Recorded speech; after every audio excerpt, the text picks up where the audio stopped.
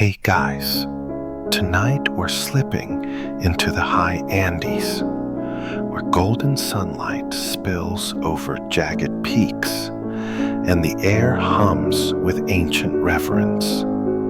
Picture yourself standing on a stone terrace, 12,000 feet up, your breath puffing in the chill as the sun climbs, painting the cliffs in fiery hues. The Incas didn't just see a star, they saw a god, Inti, the sun itself, pulsing with divine life. You're about to unravel why they worshipped those golden rays with everything they had. Fair warning, surviving the thin air and cosmic devotion up here. Probably not your strong suit. So, before you get comfortable, take a moment to like the video and subscribe, but only if you genuinely enjoy what I do here. Drop a comment with your city and local time. I'm curious where you're drifting off from. Now, dim the lights, maybe turn on a fan for that soft background hum, and let's ease into tonight's journey together. You're standing in the heart of the Inca world, around the 1400s, where the sun isn't just a ball of gas, but the beating heart of existence. The Incas called their sun God Inti, and to them, he's no distant deity, he's family. Legend says Inti created the first Inca, Manco Capac, and his sister wife, Mama Oclo, sending them to Earth to found the empire. You're trudging through Cusco's stone streets, where every wall seems to lean toward the sky, craving Inti's touch. The Incas built their capital here because they believed it was the navel of the world, a sacred spot where heaven and earth kissed under the sun's gaze. Mainstream history backs this. Cusco's layout was designed to align with solar paths, its temples catching dawn's first rays like a cosmic high five. But here's a quirky twist. Some Inca myths claim Inti wept tears of gold when he saw human suffering, and those tears became the gold nuggets scattered across the Andes. Miners would whisper thanks to Inti before prying them loose, half convinced the sun was watching. You can almost feel the weight of those nuggets in your palm, warm from the earth. Historians still argue whether this gold obsession was purely spiritual or a clever way to keep miners loyal to the empire. Either way, you're hooked, right? You're not just walking through history, you're chasing the sun's glow. Imagine waking at dawn, your bare feet slapping cold stone as you join a crowd gazing east. The Incas didn't pray in silence. They sang, their voices weaving through the mist like threads of light. You're swept into their rhythm, your modern cynicism melting as Inti rises, undeniable, flooding the valley with warmth. Their worship wasn't abstract, it was practical. The sun grew their maize, ripened their potatoes, and drove away the night's chill. You smirk, thinking of your own morning coffee ritual. vibe, less divine. But up here, Inti's rays feel like a promise. Life goes on as long as the sun climbs. Now, picture yourself as an Inca farmer, your hands caked with dirt, squinting at the sky. If Inti's light falters, say, during a drought, you're not just hungry, you're terrified the god's angry. You offer coca leaves, maybe a splash of chicha beer, hoping to soothe him. It's not superstition, it's survival. The Incas knew the sun's cycles better than most modern stargazers, tracking solstices with eerie precision. Yet, there's a whisper of doubt in the crowd. What if Inti demands more than leaves? You shiver, not just from the altitude. The sun's divine, sure, but its demands are no joke. You're starting to see why the Incas gave everything to Inti. It's not blind faith, it's a relationship, raw and real. You're not just a spectator, you're part of this cosmic dance, teetering between awe and dread. The sun's climbing higher now, and Cusco's waking up. You've got more to uncover, but for now, you're just soaking in the light, letting it pull you deeper into the Inca world. You're still in Cusco, the sun now higher, its rays slicing through the morning mist like a warm blade. You squint, feeling Inti's presence, not just in the light, but in the way the city hums.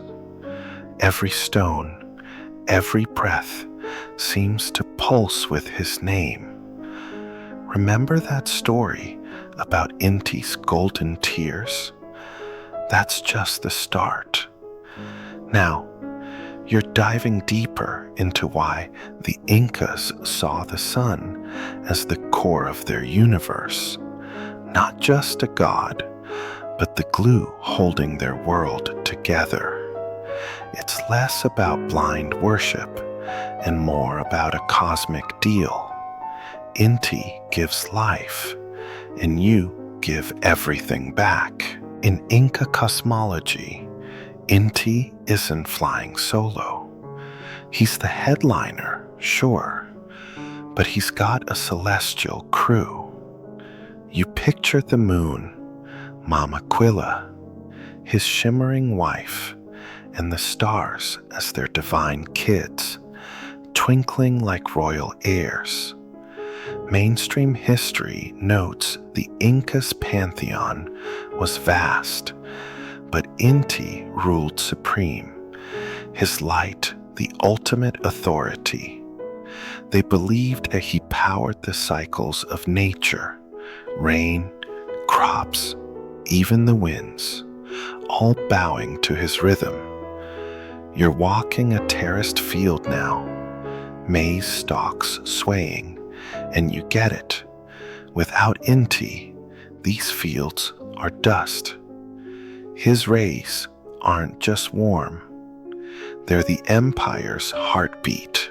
Here's a quirky tidbit. Some Inca storytellers swore Inti could shapeshift, appearing as a golden puma to roam the Andes at dusk. Farmers would spot a flash of gold in the hills and whisper, "That's him, checking on us." You chuckle, imagining Inti clocking in for a divine night shift. Historians still argue whether these tales were poetic metaphors or literal beliefs meant to keep people in line. Did the Incas really think their sun god was prowling? Or was it a way to make kids eat their quinoa? You're starting to feel the weight of Inti's role. It's not just about crops or myths. It's about order. The Incas saw the universe as a delicate balance, and Inti was the one keeping it steady. You're at a market now, traders haggling over potatoes and coca leaves, their voices sharp, but their eyes flicking to the sky. They know Inti's watching, judging. If he dims, if clouds linger too long, panic creeps in. You smirk, thinking of your own freak out when Wi-Fi drops. Same energy, different stakes. Picture yourself kneeling by a small stone altar, offering a handful of maize to Inti. It's not just a gesture, it's a contract. The Incas believed every act, planting, building, even fighting, had to honor the sun. You're struck by how practical this is. Inti's light dictates when you work, when you rest. You try to imagine living so tied to a star's rhythm. No snooze button, no electric lights to cheat the dark. It's humbling, and yeah, you're a little jealous of their clarity. Your life's a mess of notifications. Theirs was a dance with the divine, but it's not all serene. Inti's power comes with demands. You hear whispers of bigger offerings, llamas, maybe more, when the sun seems angry. You're not there yet, but the thought lingers like a cloud. For now, you're just soaking in the cosmology, the way Inti's light weaves through every part of Inca life. You're at a high plaza, kids chasing each other, their laughter catching the sun's glow. It's beautiful, but there's an edge. Inti gives, but he takes too. You're starting to see the sun not as a distant star, but as a living force, one you can't ignore. You're not just learning about the Incas, you're feeling their world, their awe, their quiet fear.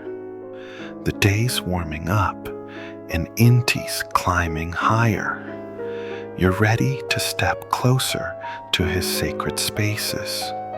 But for now, you just breathe, letting the golden rays pull you along. You're stepping off Cusco's bustling streets now, the sun's warmth guiding you toward a place that feels alive with Inti's presence. The air grows quieter, heavier, as you approach the Coricancha, the Inca's golden temple, where the sun isn't just worshipped, it's practically bottled up in stone and metal. Remember Inti's role as the cosmic glue? Here's where that belief turns solid, where you see the Incas pour their devotion into something you can touch. The temple's walls gleam, and you're about to walk through a shrine that makes the sun feel closer than ever. The Coricancha, or golden enclosure, is Inti's ultimate hangout. Mainstream history confirms it was the Inca Empire's holiest site. Its walls lined with sheets of gold that reflected sunlight so fiercely you'd squint just standing nearby. You're walking through its courtyards, the stones fitted so tightly a blade of grass couldn't sneak through. Every surface seems to hum, catching Inti's rays and throwing them back like a divine mirror. You imagine the Incas pausing here, their shadows swallowed by gold, feeling Inti's gaze on their skin. It's not just a building, it's a conversation with the sun. Here's the quirky bit. Some chroniclers claimed the temple had a sun garden where golden maize stalks and silver flowers grew, tended like real crops. Priests would harvest them for Inti, probably with more ceremony than your average gardener. You grin, picturing a priest solemnly pruning a metal plant. Talk about commitment. Historians still argue whether this garden was a symbolic flex or a literal attempt to farm for the gods. Either way, you're charmed by the idea of a glittering field blooming under Inti's light. You're inside now, the air cool despite the sun's blaze outside. The main chamber's walls are studded with emeralds and gold plaques, each one a thank you note to Inti. You run your fingers over the stone, half expecting it to hum.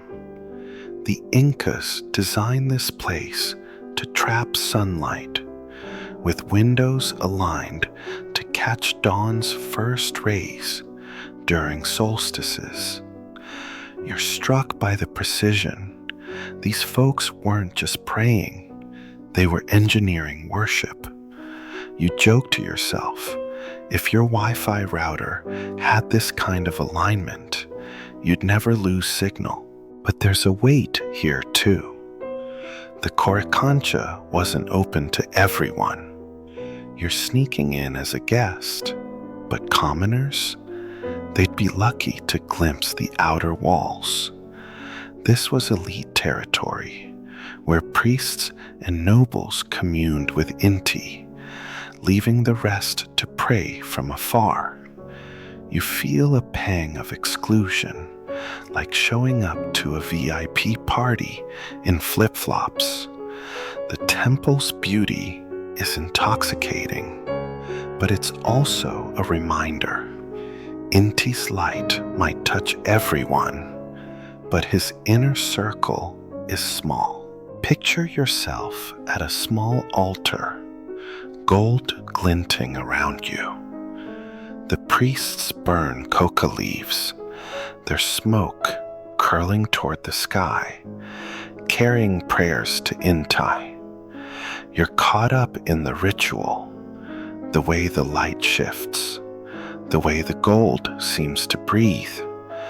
But there's a whisper of something bigger, offerings that go beyond leaves. You push the thought aside, focusing on the temple's glow. The Coricancha isn't just a place. It's Inti made physical, a space where the sun feels like it could step down and shake your hand. You're leaving now, the sunlight softer as you step back into Cusco's hum. The temple's behind you, but its glow lingers, like Inti still watching. You're not just a tourist in this world. You're starting to feel the sun's pull, the way it shapes every moment. The day's moving on, and there's more to see.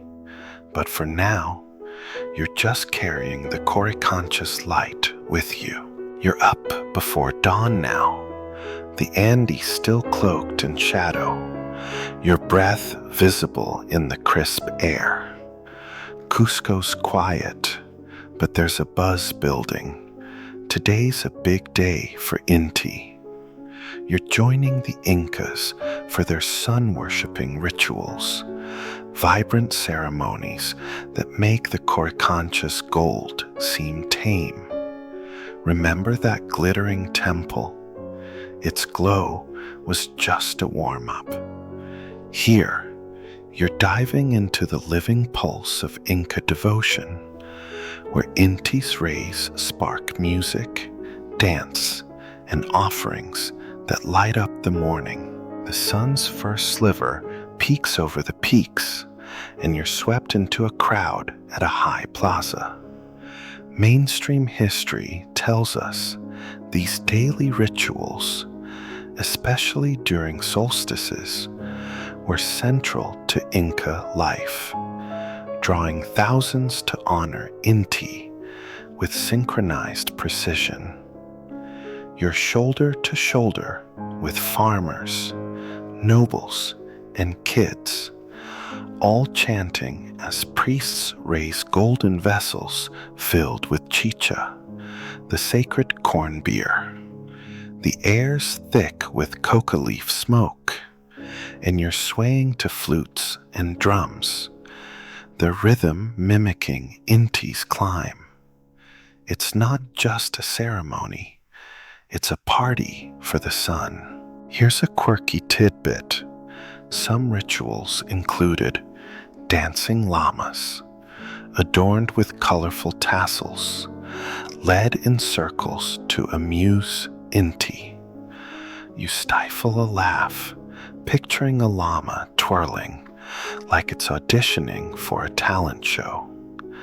Historians still argue whether these animals were symbolic stand-ins for human offerings or just a way to keep the crowd smiling.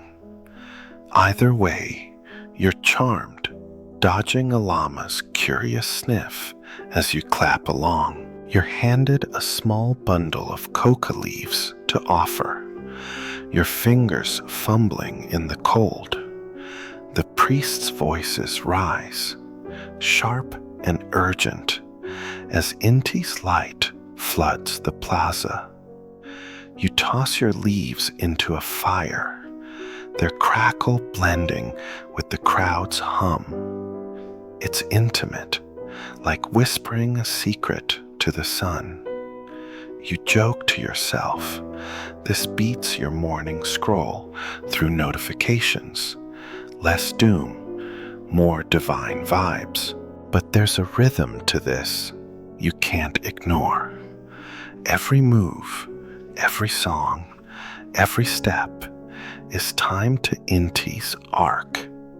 You're struck by the discipline, the way the Incas weave worship into the day's flow. Solstice ceremonies, like Inti Raymi, dial this up, with nobles parading in gold masks, their faces glowing like mini suns. You're caught up, but there's a flicker of unease. The priest's eyes linger on the flames, hinting at bigger offerings when Inti's mood seems off. You push the thought down, focusing on the music. Picture yourself spinning in a dance, your feet tracing patterns on the stone. The crowd's energy is electric, but it's not chaotic. Every step honors Inti's path. You're not just watching, you're part of this. Your modern skepticism melting in the sun's heat. You smirk, thinking how your gym playlist could use some of this flute action. The ritual's practical too, uniting people, reinforcing Inti's role as the empire's heartbeat. You feel it. This isn't blind faith. It's a community breathing as one. As the sun climbs higher, the ceremony winds down, but the energy lingers. You're flushed, your heart racing, Inti's light warming your face. You're starting to get why these rituals mattered. The sun's not just a god. It's the reason you're all here, dancing, singing, alive. The plaza's emptying, but you're not ready to leave this moment.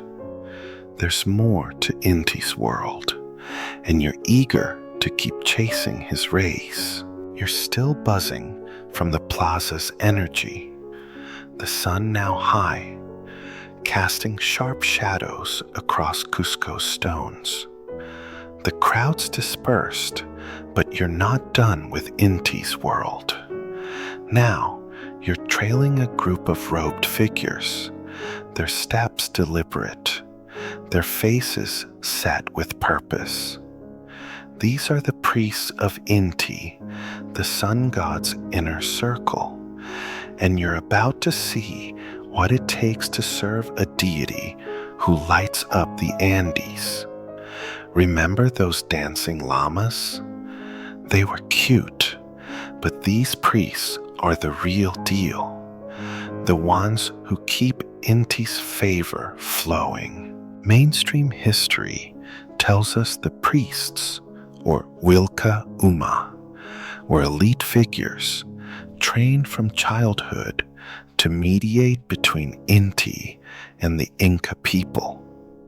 You're slipping into their world, a quiet courtyard near the Coricancha, where the air smells of burnt coca and reverence.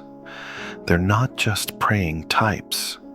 They're astronomers, advisors, even surgeons, wielding gold knives with eerie precision.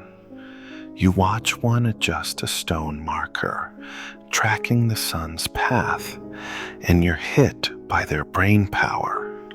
NASA could have used these guys. Their lives are Inti's, every moment tuned to his rhythm. Here's a quirky nugget. Some priests wore golden earplugs so massive they stretched their lobes to their shoulders, a flex that screamed, "I'm Inti's VIP." You smirk, imagining the neck pain. Talk about suffering for style. Historians still argue whether these adornments were purely spiritual or a way to intimidate rivals.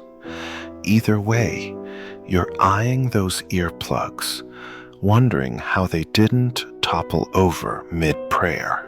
You're closer now, close enough to hear a priest's low chant, his voice like gravel underfoot.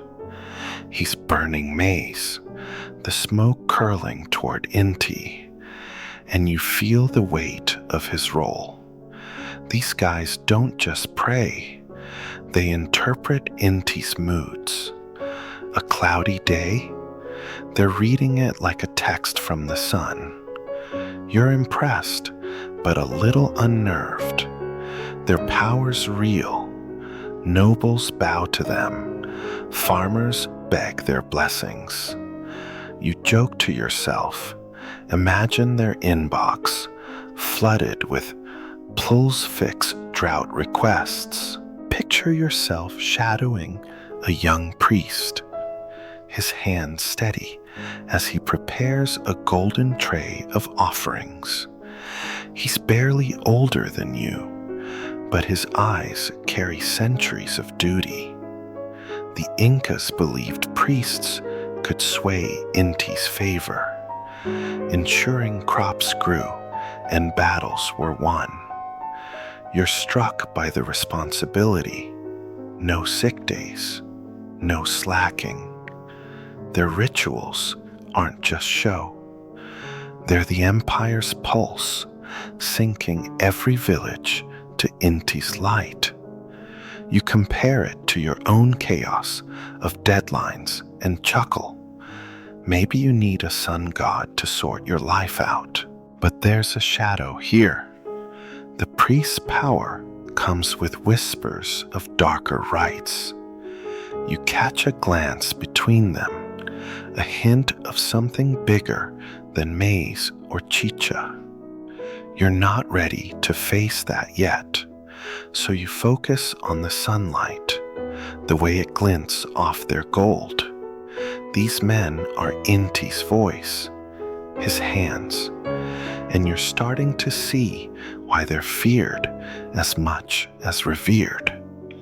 They don't just serve the sun, they wield it.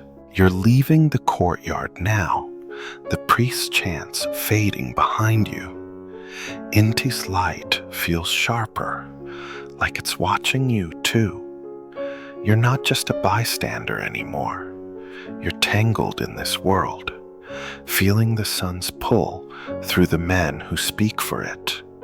The day's moving on and there's more to uncover, but for now, you're carrying the priest's quiet intensity with you. You're back in Cusco's glow, the sun dipping lower, painting the stones in amber. The priest's chants still echo in your head, but now you're chasing something else. How the Incas turned Inti's light into a clock. You're standing on a hillside, staring at a carved stone that catches the sun's rays, like a sundial on steroids. Remember those priests tracking Inti's path? This is where their smarts shine, where you unravel the Inca's solar calendar, a system so slick it feels like magic. Mainstream history confirms the Incas used a solar calendar tied to Inti's cycles to time planting, harvests, and festivals. You're at an Ushnu, a ritual platform where priests marked solstices and equinoxes with eerie accuracy. The stone before you, called an Intihuatana, or hitching post of the sun, casts shadows that tell time and season. You trace its edges, feeling like you're touching Inti's schedule. The Incas didn't just watch the sun, they mapped it, syncing their empire to its rhythm. Here's a quirky twist.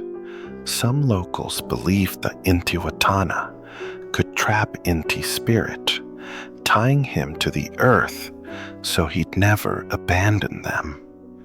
You chuckle, imagining a cosmic lasso roping the sun. Pretty bold move. Historians still argue whether these stones were purely practical or held mystical power, a debate that makes you wonder if the Incas blurred science and faith on purpose. You're squinting at the shadows now, watching them shift. The Incas use these markers to decide when to sow maize or march to war. You're impressed. Your phone's calendar app feels lazy in comparison. Picture yourself as a farmer, checking the stone's shadow to plan your planting. One wrong move and your crops fail. No pressure, right? You joke. Maybe you'd stick to delivery apps instead of gambling on shadows. But it's not just about farming. The calendar shaped everything. Festivals like Inti Mai, battles, even tax collection. You're starting to see Inti as the ultimate project manager, his light dictating every deadline.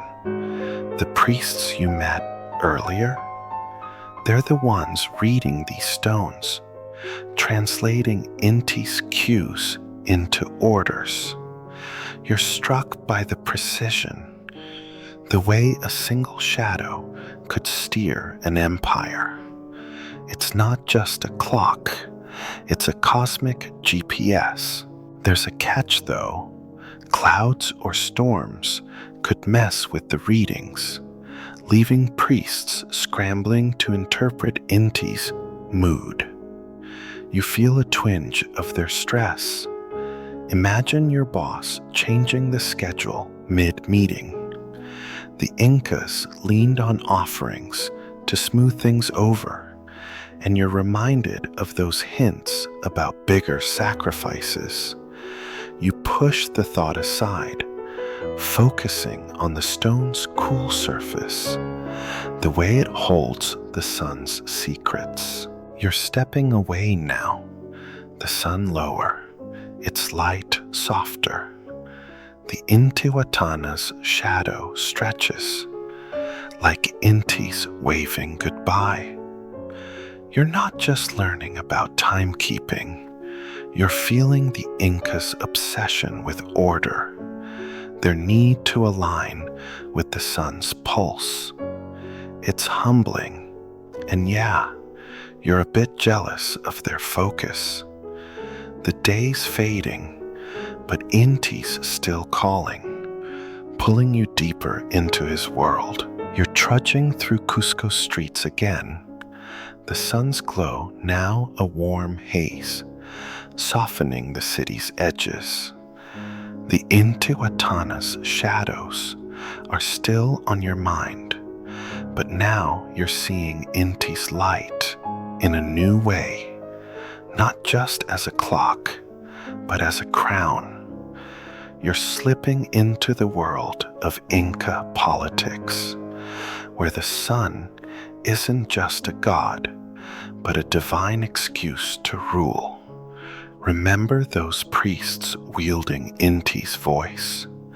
Here's where their power meets the emperor's throne, and you're about to see how the sun justified an empire. Mainstream history confirms the Inca emperor, the Sapa Inca, was seen as Inti's son, a living god whose rule was as unquestionable as the sunrise. You're standing in a grand plaza, watching the Sapa Inca stride past, his golden tunic blazing like a second sun. Crowds bow, not just out of fear, but awe, his bloodlines tied to Inti himself. The Incas used this divine link to unify their empire, stretching from modern Colombia to Chile. You're impressed. It's like branding, but with cosmic stakes. Here's a quirky bit. Some nobles claimed they could borrow Inti's glow by wearing reflective gold discs, making them shine like mini emperors. You snicker, picturing them strutting like human disco balls. Historians still argue whether this was pure vanity or a calculated move to reinforce Inti's authority through fashion. Either way, you're half tempted to try it. Imagine the selfies. You're closer now, catching the Sapa Inca's speech. He's promising prosperity, claiming Inti's favor for new conquests. The crowd eats it up, but you sense the strategy. By tying his rule to the sun, he's untouchable. Question him, and you're questioning Inti. You joke to yourself, it's the ultimate political mic drop. But it's not just talk. The emperor funds temples, leads rituals, and ensures every village feels Inti's light. It's governance by sunlight, and it works. Picture yourself as a merchant, nodding along, but you're not fooled. The Sapa Inca's divine status keeps the empire tight, but it's the priests and bureaucrats who make it run. They're all in on the Inti brand, using his name to collect taxes, draft soldiers, even settle disputes. You're struck by the system. Your own government could learn a thing or two about messaging. But there's a flip side. If Inti frowns, say, a drought hits, the emperor's on the hook. You feel the pressure, like a CEO facing a bad quarter. The sun's political power isn't just symbolic. You're at a ceremony where the Sapa Inca offers gold to Inti, reinforcing his role as the sun's heir. It's a flex, but also a reminder. His power depends on Inti's light. You're starting to see how fragile this divine setup is. One bad season, and the whole son of the sun shtick could wobble. The priest's whispers about offerings linger, and you wonder what it costs to keep Inti's favor. You're leaving the plaza now, the sun lower, its rays glinting off the emperor's gold. You're not just seeing politics, you're feeling Inti's weight, the way he holds the empire together and threatens to break it. The day's cooling, but the sun's still ruling, and you're ready to dig deeper into what it really takes to keep Inti shining. You're high in the Andes now, the air thin, the sun's rays sharp against your skin. The Sapa Inca's golden glow still lingers in your mind, but you're moving to a darker corner of Inti's world. You're standing at a stone altar, the wind carrying faint chants from priests nearby.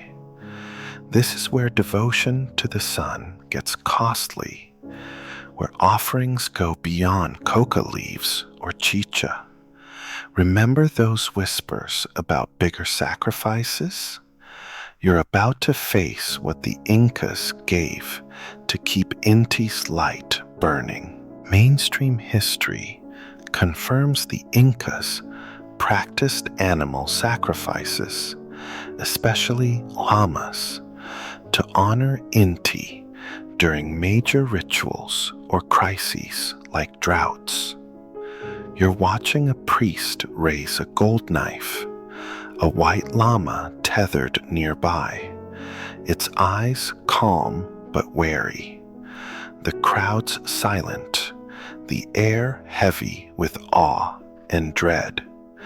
The llama's blood, offered to Inti, is meant to ensure rain or victory. It's not just ritual, it's survival. You swallow hard, feeling the weight of a world where the sun demands life to keep shining. Here's a quirky twist. Some offerings included tiny gold llamas, crafted so finely they looked alive, buried in fields to grow Inti's favor. You smirk, imagining a farmer planting metal animals like some cosmic gardener.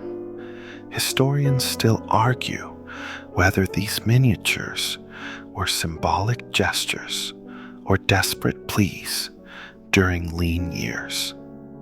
Either way, you're oddly charmed by the idea of a golden herd grazing beneath the soil. You're closer to the altar now. The priests chant low and rhythmic. The Incas believed Inti needed sustenance, not just worship. His light wasn't free. You're struck by the logic. You feed the sun, it feeds your crops. Simple, brutal, fair. You joke to yourself. It's like tipping a cosmic waiter, except the stakes are your harvest. But there's a shadow here. Whispers of human offerings, rare but real, hover like smoke. Children, chosen for purity, sometimes climbed these mountains to join Inti forever. You shiver, not just from the cold. Picture yourself as a villager, your heart torn.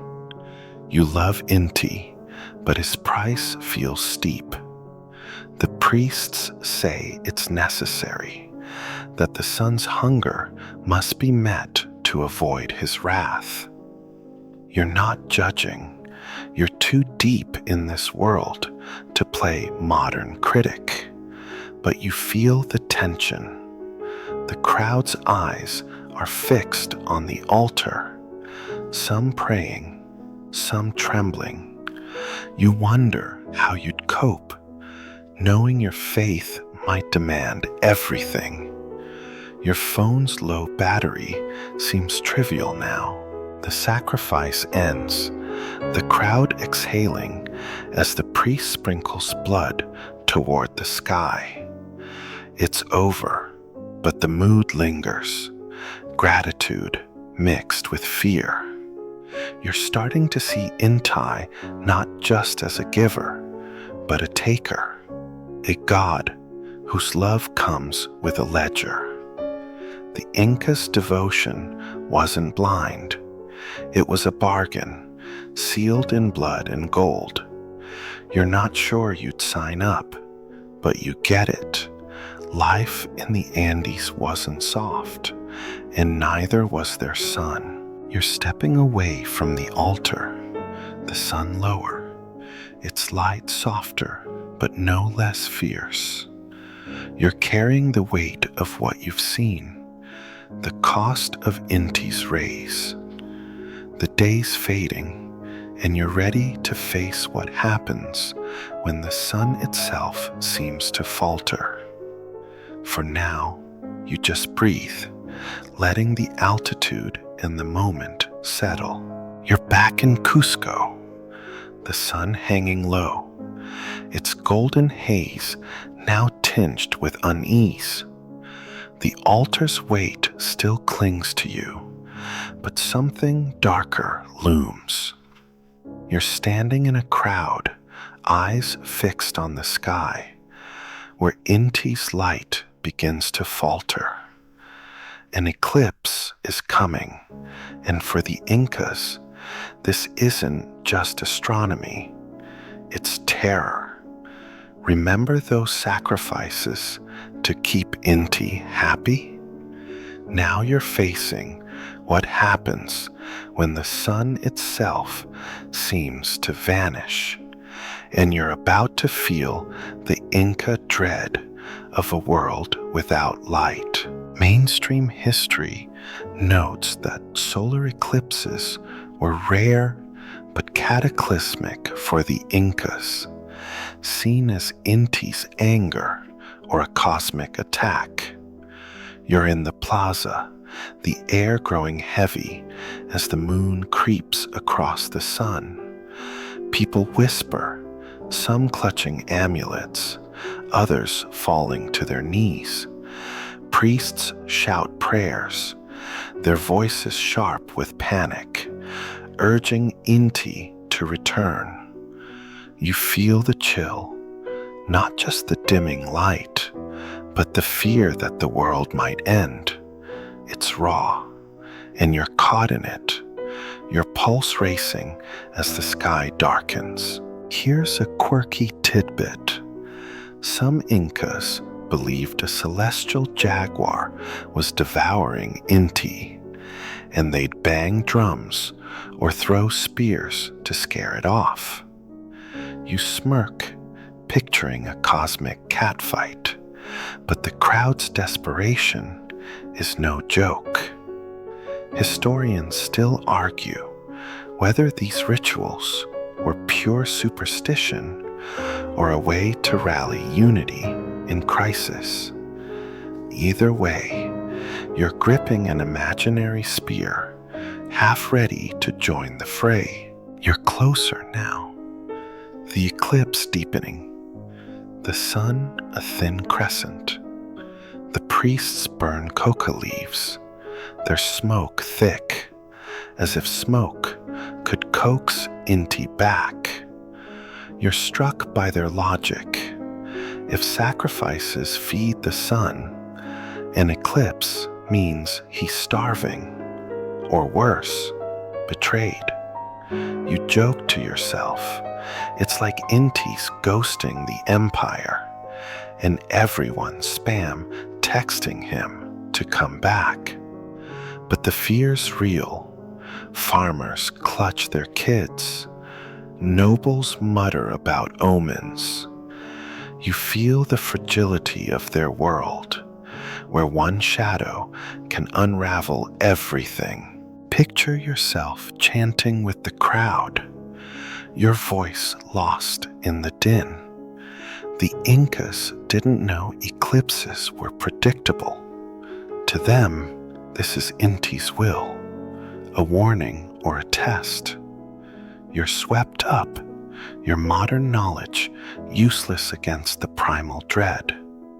The priests lead louder prayers, and you notice their eyes, less confident now, scanning the sky for answers. It's humbling, like watching your tech-savvy friend panic when the Wi-Fi dies. This isn't just an event, it's a glimpse into a world where the sun holds all the cards. As the eclipse peaks, the world feels wrong. Birds quiet, the air too still. You're not just watching history, you're living the Inca's worst nightmare. Then slowly, Inti returns, his light creeping back. The crowd exhales, some weeping, others laughing. The priests claim victory, but you sense their relief. You're starting to see Inti's power in a new way, not just life-giving, but terrifying when it wavers. The sun's no longer just a god. It's a force you can't control. You're stepping back, the sun restored, its warmth a fragile gift. The crowd disperses, but the eclipse's shadow lingers in your mind. You're not just learning about fear, you're feeling the Inca's desperate love for Inti, a love that trembles when his light fades.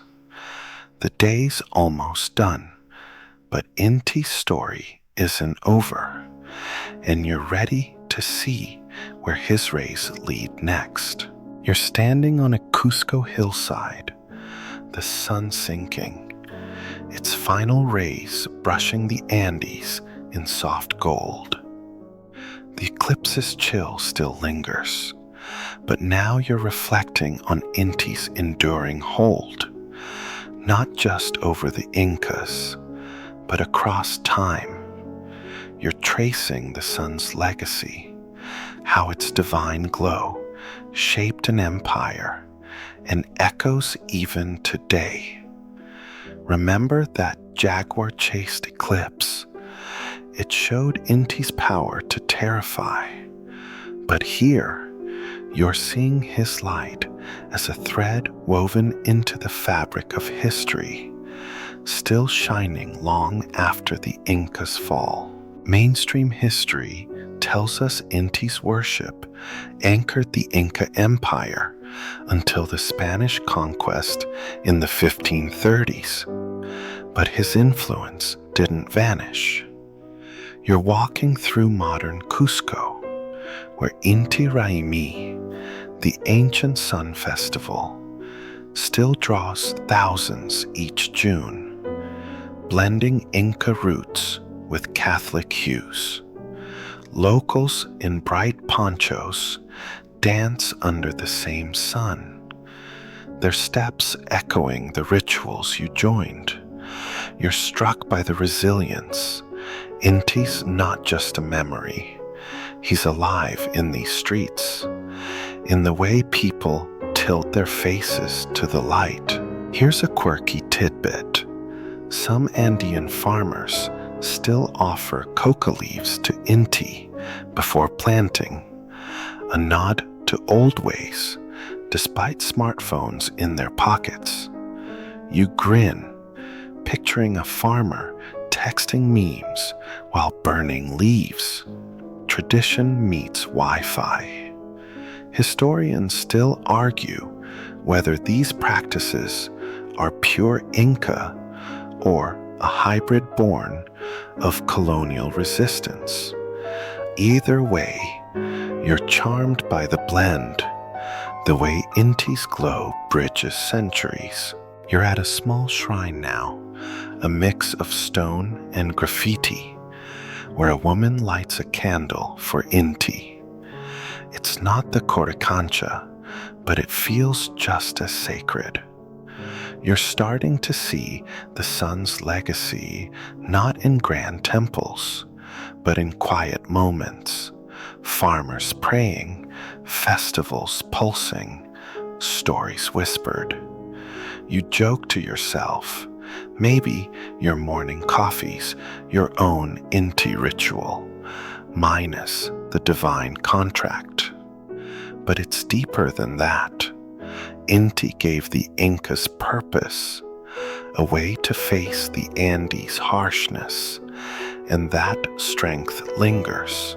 Picture yourself sitting on this hill, the city below twinkling as dusk settles. The Incas saw Inti as life itself, and you get it now.